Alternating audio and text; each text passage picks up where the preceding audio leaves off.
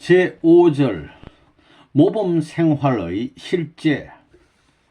본 말씀은 1984년 5월 3일 이스트 가든에서 세계 간부 회의 시에 참 아버님께서 내리신 말씀 가운데서 생활에 대한 말씀을 수록한 것입니다. 1. 생활의 모범. 모범적인 생활을 해야 됩니다. 1. 주식. 음식을 너무 많이 만들어 가지고 내버리면 안 되겠습니다. 딱 맞게 만들어야 되겠다는 것입니다. 두 사람이 있으면 두 사람이 그것을 남기지 않고 먹을 만큼 준비해야 합니다. 그렇지 않으면 낭비가 많다는 것입니다. 또 보면 아무 때나 먹습니다. 될 수 있는 대로 밥을 제때에 맞춰 먹고 그 외에는 먹지 말아야 됩니다. 물 같은 것은 할 수 없이 마시지만 음식물은 어떻게 하든지 절약해서 외국을 돕고 이웃을 돕는 운동을 생활화시켜야 되겠다는 것입니다. 2. 부식. 부식이라면 한국에서는 반찬을 말하는데 여기에서는 디저트도 부식에 들어가고 과일도 전부 부식에 들어갑니다. 미국 사람들은 부식 같은 것을 항상 냉장고에 넣어놓고 아무 때나 꺼내 먹는데 그거 안 됩니다. 먹을 때 외에는 먹는 습관을 버려야 되겠습니다. 그렇게 먹으면 건강에도 나쁩니다. 우리 통일교회 교인들이 사과나 빵 같은 것을 들고 다니면서 길에서 먹는 것 나는 좋아하지 않습니다. 짐승들도 한자리에서 다 먹고 떠나지 다니면서 먹지 않습니다. 하물며 만물의 영장인 사람이 그럴 수 있습니까? 서구 사회에 오니까 사람이 많은 데서도 먹는 것을 볼 수 있는데 동양에서는 그렇지 않습니다. 배가 고파도 안 먹습니다. 그런 훈련하는 것이 건강에도 좋고 장수하는 비결입니다. 아침도 맛있게 먹고 점심도 맛있게 먹고 저녁도 맛있게 먹어야지 그저 24시간 먹으니 언제 맛있게 먹을 때가 있습니까? 무엇이 그렇게 맛있겠느냐 이겁니다. 습관적으로 그러는 것입니다. 선생님도 과일 같은 거 갖다 놓으면 안 먹습니다. 일부러 안 먹는 것입니다. 그것이 쭈글쭈글해지면 새로 갖다 놓습니다. 그래도 포기나 하지 먹지 않는다 이겁니다. 내가 그러고 있습니다. 바나나도 새까매지니까 할 수 없이 내가게 됩니다. 그런 것을 볼 때면 우리 헌드레이징 멤버들을 생각하고 아프리카에서 굶어 죽는 사람을 생각합니다. 그런데 어떻게 그걸 집어 먹느냐 이겁니다. 그런 생활이 필요한 것입니다. 밥을 먹고 배가 불러서 과일이 먹고 싶지 않으면 갖다 줘도 먹지 말라는 것입니다. 다음번에 먹어라 이겁니다. 그리고 물도 목마를 때 먹어야 합니다. 여기 사람들은 진생티, 인삼찬이 뭐니 해가지고 있으면 들어와서 자꾸 먹어댑니다. 물을 자꾸 먹어 소변을 자주 보니까 또 다시 물을 쓰게 됩니다. 하루에 몇십 번씩 변소에 가서 물을 쏟아버립니다. 그러니 이거 국가적으로 얼마나 손해입니까? 이런 말을 해서 안 됐지만 선생님은 소변을 보더라도 될 수 있으면 물을 안 내리려고 합니다. 두세 번 더 보고 내리려고 한다 이겁니다. 아프리카라든가 저 불쌍한 사람들을 생각해서 미국 국민 한 사람이라도 절약해가지고 하루에 1달러씩만 모은다면 2억 4천만 달러가 됩니다. 굉장하다는 것입니다. 오줌을 누고 나서 물을 안 내렸다 해서 그걸 흉보지 말고 이런 건설적인 생각을 해야 됩니다. 아침에 오줌을 누웠다면 저녁에 물을 내려도 괜찮다고 봅니다. 그 대신 며칠에 한 번 더 씻으면 됩니다. 그렇게 하면 미국의 자원이 얼마나 절약되겠느냐 이겁니다. 못 사는 나라들보다도 잘 사는 나라가 그런 것을 장려할 문제가 아니냐 이겁니다. 그래서 선생님은 매일같이 목욕하는 걸 찬성하지 않습니다. 3일에 한 번씩 하는 걸 원칙으로 합니다. 땀을 흘려서 할 수 없이 하는 것입니다. 매일 하면 얼마나 물이 많이 소모되느냐 이겁니다. 그렇다고 몸에 좋은 게 아닙니다. 건강에도 나쁘다는 것입니다. 선생님은 야만인이다 하겠지만 야만인이라 해도 좋다 이겁니다. 에덴 동산의 아담과 해와도 야만인이었습니다. 옛날에 요즘 같은 변수나 휴지가 있었어요? 아무것도 없었습니다. 그러니 그런 걸 감사하고 다 그래야 됩니다. 그렇게 생각함으로 말미암아 언제나 세계를 생각할 수 있는 사람이 되기 때문에 생활 속에서 이런 관념을 갖는 것이 절대 필요합니다. 모든 면에 모범이 되어야 합니다. 잘 먹고 잘 살고 풍부하게 사는 것이 모범이 아닙니다. 이것을 절제하며 필요적절하게 필요적절한 소모를 하는 것이 모범적인 생활입니다. 선생님은 주일이나 공석에 나갈 때는 할 수 없이 정장을 하지만 될 수 있으면 넥타이를 안 매고 지냅니다. 집에 있을 때는 스웨터 같은 것을 간단히 입으려고 합니다. 서구 사회에서의 넥타이 값이 얼마나 많을까 생각해 보십시오. 핀까지 합치면 어떻습니까? 넥타이를 못 매고 세계를 생각하며 일생 동안 산 사람과 넥타이를 매고 세계를 생각하지 않고 산 사람 중에서 누가 하나님 앞에 가까이 가겠나 생각해 보십시오. 세계를 생각하며 사는 생활이 귀한 것입니다.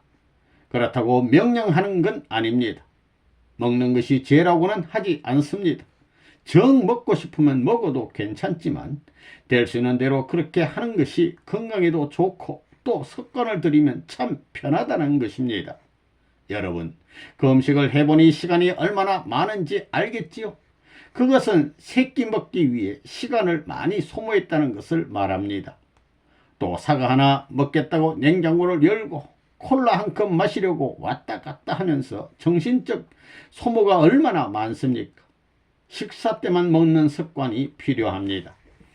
여자가 그러면 남자가 지도하고 남자가 그러면 여자가 지도해서 건전한 생활 규범을 세우는 것이 좋을 것입니다. 3. 음료수. 세계에서 음료수 종류가 제일 많은 곳이 미국입니다. 그것도 하루에 몇 병 먹느냐 정해야 되겠습니다. 선생님 말씀을 들은 사람은 한번 세계를 생각하고 먹어라 이런 생각을 해야 될 것입니다. 선생님은 물을 제일 좋아합니다. 물 맛을 압니다. 여기 우리 집에서도 음료수 때문에 문제가 생겼습니다. 음료수를 놔두면 어느새 없어집니다. 이건 뭐 아침에도 그렇고 언제나 그렇다 이겁니다. 그래서는 안 된다는 것입니다. 심심하면 종일 먹고 또 소변 보러 종일 변소 왔다 갔다 하고 왜 그러느냐? 그거 생각할 문제입니다. 돈이 흘러간다는 생각을 하라는 것입니다. 그런 것을 생각해야 되겠다 이겁니다. 그래가지고 세계를 생각하고 후대를 생각하고 미래를 생각하면서 사는 사람들은 절대 나라가 기억하고 세상이 자연이 기억하고 하늘이 기억할 사람들이지 전부 다 잊어버릴 사람이 아니라는 걸 알아야 되겠습니다. 4. 환경 개선. 깨끗이 정돈하고 옷을 거는 것도 남자의 옷은 오른쪽, 여자의 옷은 왼쪽 전부 원리적으로 걸어야 됩니다. 옷을 넣더라도 남자의 옷은 위에 넣고 여자의 옷은 아래에 넣고 그게 원리적입니다. 다 그런 훈련이 필요합니다. 여러분들 이런 소리 처음 듣지요? 그래서 무늬가 다른 것입니다. 남자 옷을 전부 밑창에 넣고 여자의 옷만 위에 넣게 되면 원리에 위배되는 것입니다. 옷을 벗을 때에도 바지를 먼저 벗고 웃옷을 놓아야지 웃옷을 먼저 놓는 게 아닙니다. 그런 훈련을 해야 됩니다. 그런 원리적 생활로 환경을 정리할 줄 알아야 됩니다. 신발을 벗어놓더라도 남자 신발은 오른쪽, 여자 신발은 왼쪽 또는 남자 신은 위에, 여자 신은 아래에 놓아야 합니다. 그걸 전부 다 원리적으로 정리할 줄 알아야 됩니다. 여자는 옷을 입을 때 아랫도리부터 입는 것이 원칙입니다. 남자도 물론 그렇습니다. 그렇지만 남자는 가끔 웃옷을 먼저 입어도 괜찮다고 봅니다. 그게 원리적입니다.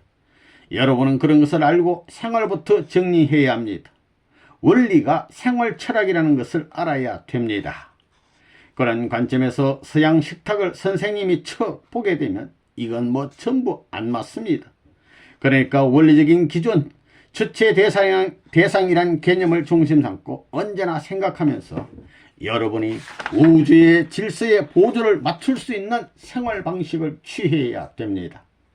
두 종류의 물건이 있으면 가치가 큰 것은 오른쪽에 놓고 가치가 작은 것은 대상으로 삼아 왼쪽에 놓아야 됩니다. 그게 원리적입니다. 그런 훈련이 되어야 하는 것입니다. 센터에는 큰 것을 놓아야 되고 주위에는 작은 것을 여러 개 놔 가지고 상대 균형을 맞춰야 합니다. 그래서 미술이 그런 기준으로 균형을 취해야 된다고 하는 것입니다. 모든 것이 그렇게 되어 있습니다.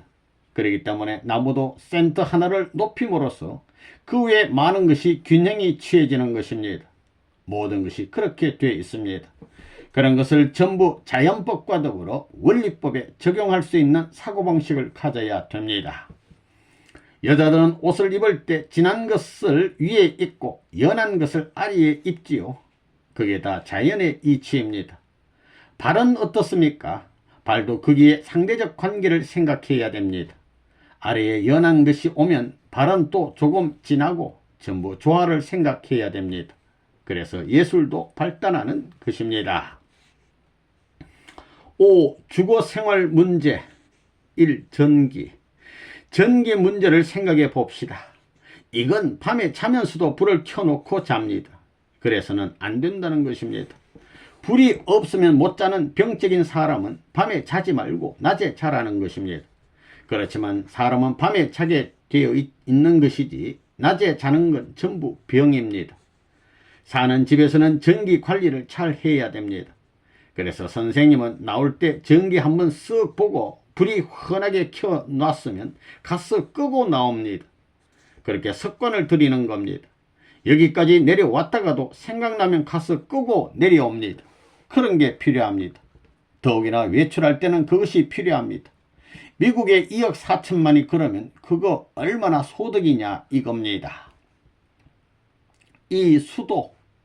미국 사람들은 입 닦고 세수하고 용변 보고 또 손을 씻을 때까지 그냥 틀어놓는 사람들이 많습니다. 면도할 때도 쓰고 딱 끊으라 이겁니다. 모두 그런 습관을 들여야 됩니다. 나는 요즘 변소에 가서도 물을 안 쓰는 훈련을 합니다. 일부러 안 쓰고 나옵니다. 아프리카에 씻을 물이 있어요. 미국에서 씻는 물을 1년 동안 쓰지 않고 아프리카 사람 도와주면 얼마나 좋겠느냐. 미국 사람이 그렇게 안 씻는다고 해서 하나님은 그걸 간섭하시지 않습니다. 내 손에서 구린내가 나고 똥이 묻었더라도 그렇게 하라는 겁니다. 미국 사람들이 하루에 물 한 통씩만 절약한다면 2억 4천만 통이 됩니다. 그걸 돈으로 치면 얼마가 되겠습니까? 10센트씩 잡는다 해도 하루에 2,400만 달러가 됩니다.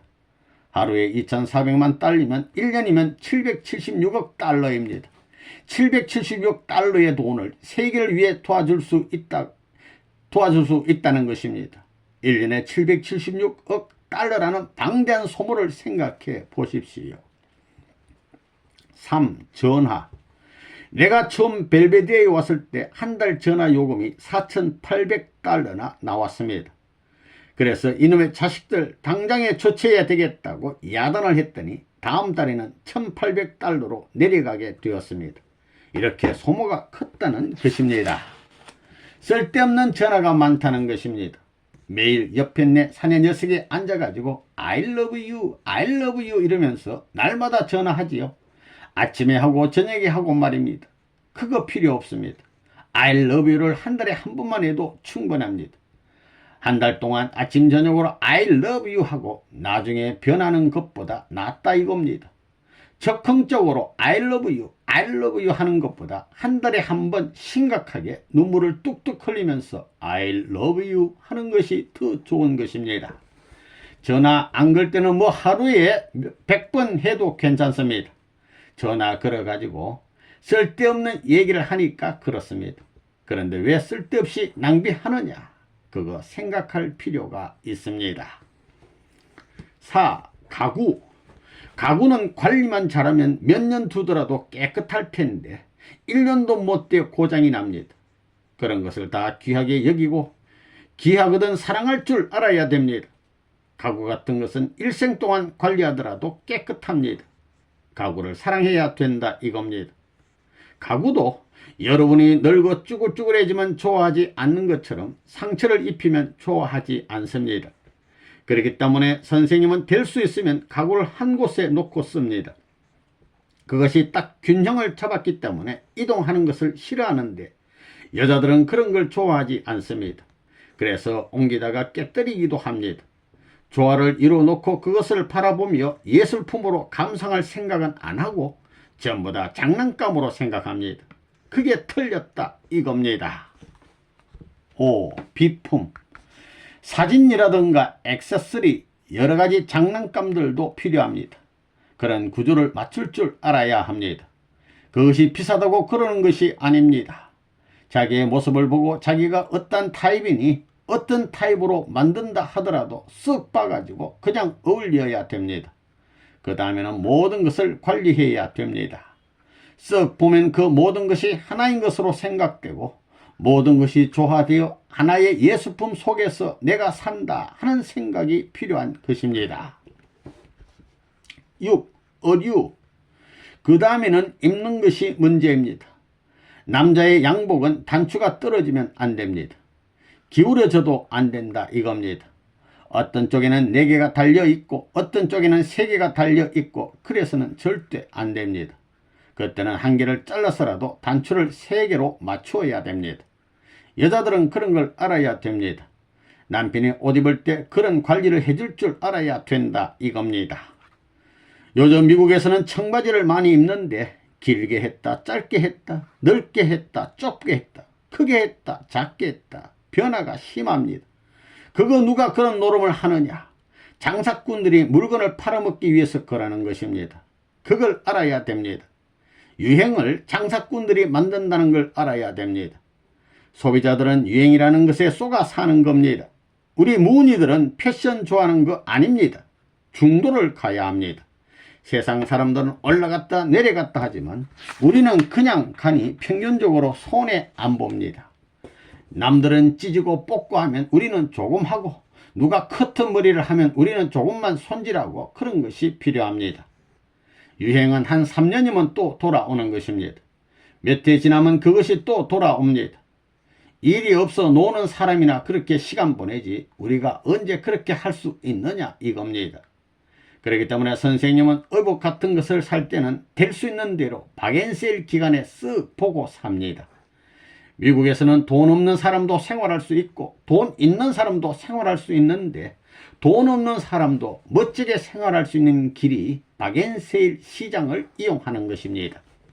박앤세일 기간을 이용하면 언제나 유행되는 옷을 입을 수 있습니다.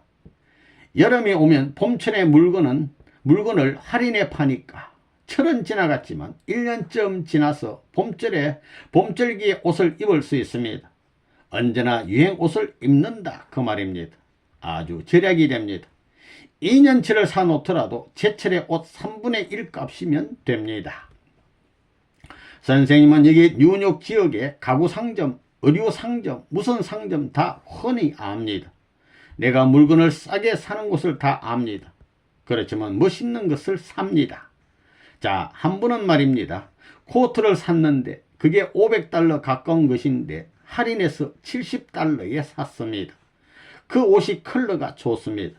맨 처음에는 그게 나빠 보이더니 입어보니까 점점 좋아지는 것입니다. 그런 걸 골라야 됩니다. 사계절 언제든지 싫지 않는 것, 입을수록 좋을 수 있는 물건을 골라야 된다 이겁니다. 넥타이를 고르더라도 추나 추동 사계절을 멜 수 있는 것을 골라야 됩니다. 그것이 필요한 것입니다. 나는 옷 아끼는 사람입니다. 내가 또 맥도날드 햄버거도 잘 찾아갑니다. 왜? 나 때문에 죽음길을 달리고 있는 세계 젊은이들이 있기 때문에 내가 빚져서는 안 됩니다. 빚지면 망합니다. 빚을 지면 책임자가 안 말려 들어갈 수 없고 빚을 지면 그 나라의 주권자가 안 말려 들어갈 수 없습니다. 그런 것을 알기 때문에 빚을 안 지기 위해 안간힘을 쓰고 있는 사람입니다. 그렇기 때문에 위성국가의 지하에서 활동하는 신도들이 감옥에 갇히면서도 선생님의 말을 듣고는 죽음을 맹세하고 차처에서 그 자리를 사수하는 것입니다. 서구사의 옷의 형태는 일할 때와 손님으로 갈 때와 놀 때가 다릅니다. 그러한 사이의 기준을 맞추지 않으면 신뢰가 되고 낙오자가 됩니다. 그러니 옷의 형태를 잘 갖추어라 이겁니다. 여기 팔 내놓은 여자들도 생각해 보는 것입니다. 팔이 가는 사람이 팔을 내놓으면 참 흉합니다. 그럴 때는 조금만 내놓아야 합니다. 그렇지 않으면 뒤에서 볼 때 흉합니다. 그런 생각도 해야 됩니다. 그것은 뚱뚱한 사람들도 마찬가지입니다. 길게 입어야 합니다.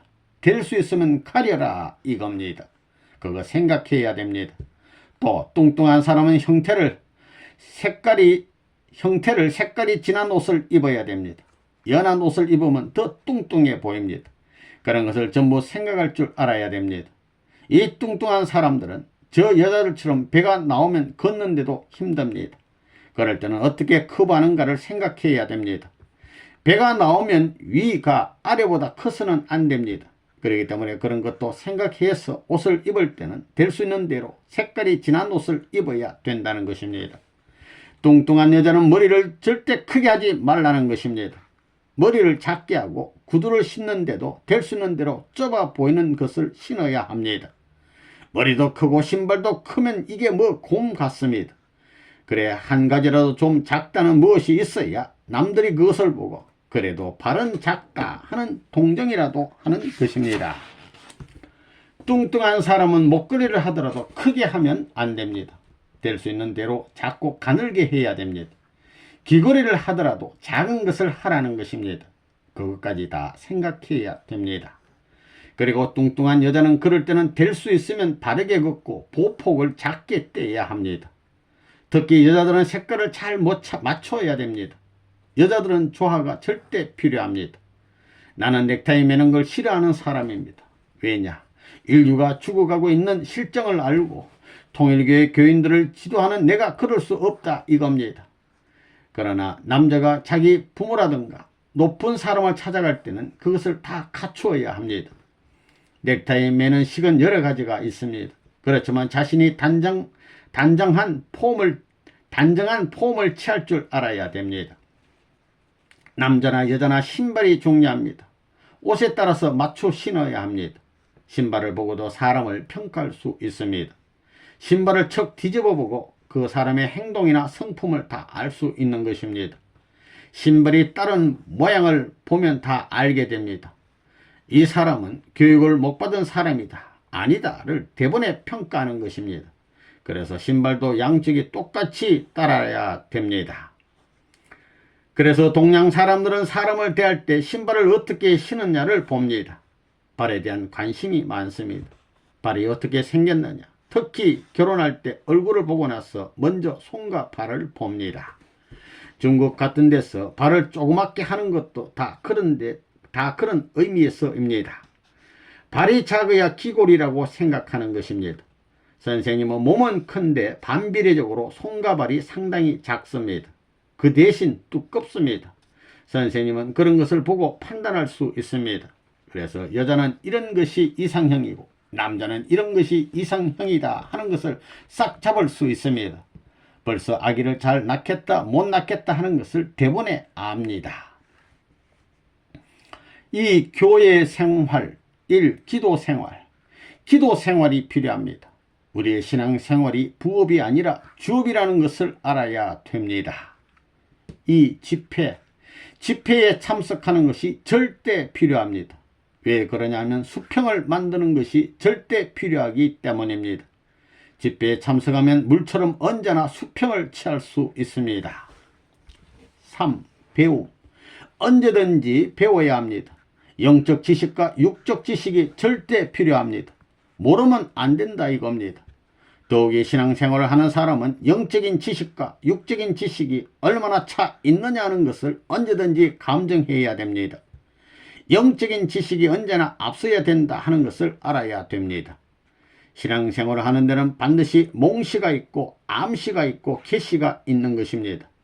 몽시라든가 환상이 어떻게 나와 관계가 되고 나에게 어떤 영향을 주는가 하는 것을 통계적으로 추려가지고 그 통계에 따라서 전부 습득해 나가야 됩니다. 그건 사람마다 다릅니다. 4. 전도. 전도는 반드시 해야 됩니다. 아기를 낳아 키우면 원만해지는 것과 마찬가지로 전도를 많이 해서 많은 사람을 다루다 보면 원만해집니다. 그리고 전도할 때 영계가 협조를 많이 해 나온다는 겁니다. 그렇기 때문에 그 사람을 놓고 정성을 들이면 그 사람의 성품을 100% 알게 됩니다. 그런 사람을 수십 명 쭉 길러보면 사람은 비슷비슷하기 때문에 사람을 쉽게 알 수 있습니다. 척 보면 안다는 것입니다. 저 사람을 전도하려면 얼마만큼 시간이 필요하다는 것을 감정할 수 있습니다. 그래서 예수님도 똑똑한 12제자를 택했습니다. 12사람 이상 전도하여 길러보면 훤하게 압니다. 그거 절대적으로 필요합니다. 5. 봉사.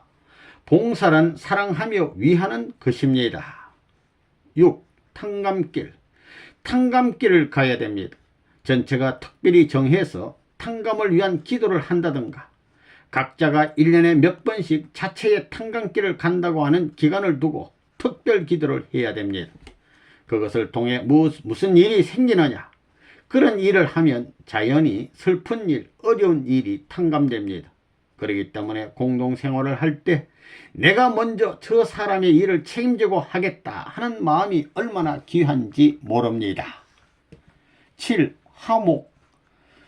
그 다음에는 언제나 화목해야 됩니다. 교회 가서도 걱정되는 일이 있으면 무엇이든지 내가 책임져야 됩니다. 교회 생활에서 교회의 모든 일, 여러 식구들의 어려움이 있으면 내가 책임지고 화목해 하는 일이 절대 필요합니다. 성경에도 화목해 하는 자는 하나님의 아들이 된다고 했습니다. 사탄은 이것에 반대입니다. 8. 체험생활. 체험이 필요합니다. 신비로운 체험, 영적 체험이 필요합니다. 여러분에게도 기도 가운데 선생님을 보고 환상 가운데 선생님을 보고 몽시 가운데 선생님을 보는 현상이 자꾸 벌어지게 됩니다. 그것이 잠깐 동안이 아니라 쭉 영적 세계에 들어가 낙원에도 들어가 보는 현상이 벌어집니다. 그런 체험이 필요하다는 것입니다. 그러려면 언제나 종적인 생각을 해야 됩니다. 여러분들이 그렇게 되면 앞으로 무엇을 하려고 길을 떠나가도 벌써 좋다, 좋지 않다는 것을 압니다. 그것을 가력해야 됩니다. 그런 체험이 필요한 것입니다. 9. 영계와 현실. 영계에서 벌어지는 일은 현실에 나타납니다. 그것을 언제든지 체험해야 됩니다. 자기 일생에서도 그렇고 이 사회에서도 그렇고 그걸 전부 다 감지해야 됩니다. 신앙생활이 깊어지면 점점 범위가 넓게 그것이 느껴진다는 것입니다. 그렇기 때문에 어떤 경우에는 하나님이 슬퍼하시는 경지에 들어가게 되면 현실에서 나도 모르게 그 슬픔이 자연히 체휼됩니다. 그래서 현실이 공명체라는 것입니다. 3. 대사회생활. 우리는 대사회생활을 해야 됩니다. 1. 시간. 우리는 시간권 내에 살고 있습니다. 그러므로 시간관념이 철저해야 됩니다. 시간생활, 약속을 지킨다든가 회사나 학교에서 시간을 지킨다든가 이런 것에 철저해야 됩니다. 2. 존경과 교류. 대하는 사람들을 전부 존경할 줄 알고 그 다음에는 내가 교류할 줄 알아야 됩니다. 무엇인가 좋은 교류를 해야 된다 이겁니다. 언제나 그런 관념이 필요합니다. 자기가 존경받겠다고 하는 것은 아주 좋지 않은 생각입니다. 먼저 존경하는 사람이 지배자가 됩니다. 3. 외교와 발전. 출세하기 위해서는 반드시 외교가 필요합니다. 회사의 책임자는 외교 무대를 확대할 줄 알아야 됩니다. 외교라는 것은 저 사람을 나에게 순응할 수 있게 만드는 것입니다. 거기에는 말과 정서적, 정신적 표시가 따르는 것입니다. 4. 직업과 자세. 일을 하는 데 있어서도 태도가 나쁘면 절대 안 되는 것입니다. 직업은 제2의 내가 됩니다. 일을 통해 제2의 나를 만들어 놓는 것입니다. 그렇기 때문에 일하는 태도 여하에 따라 그날의 모든 실적이 좌우되는 것입니다. 절대적으로 좋은 태도가 필요합니다. 직업을 하나의 사람이라 생각해 볼 때 나의 태도가 좋지 못하면 직업에 대해 신뢰를 하고 빚을 진다는 생각을 해야 됩니다. 직업은 신성한 것이다. 이렇게 생각하라는 것입니다. 직업은 나의 제2 생명이요. 나의 연장 그 자체로 표시하는 것입니다. 5. 주종관계. 언제든지 이 사회는 주종관계가 되어 있습니다. 그게 누가 영향을 주느냐 하는 것이 문제입니다. 직원에게 좋은 영향을 주는 사장은 좋은 사장이 되고 사장에게 좋은 영향을 주는 사원은 좋은 사원이 되는 것입니다. 주종관계를 원만하게 유지해 나가야 될 것입니다. 6. 직장과 나. 나의 직장이 회사라 하면 그 회사와 나 사이에는 이해관계가 개재되는 것입니다. 그런데 회사에 빚지는 사람이 많습니다. 절대 회사에 빚지는 사람이 되어서는 안 됩니다. 손해만 입히면 그 사람은 제거되기 마련입니다. 그 다음에는 국가와 연결시켜 국가의 이익도 생각해야 됩니다. 7. 말하는 것, 행실. 언행심사. 말하고 행실하고 생각하고 일하는 것이 단정해야 됩니다. 모범이 되어야 한다 이겁니다. 그래야 환경에 적응하게 된다는 것을 알아야 됩니다. 내가 살아가려면 어차피 이런 과정을 거쳐야 되기 때문에 자체의 생활과 교회 생활, 사회 생활을 귀중히 여길 줄 알아야 됩니다. 그래서 이런 내용을 전달하는 것입니다. 때가 달라졌습니다. 이제는 그런 모든 것을 갖출 때가 왔다는 것입니다.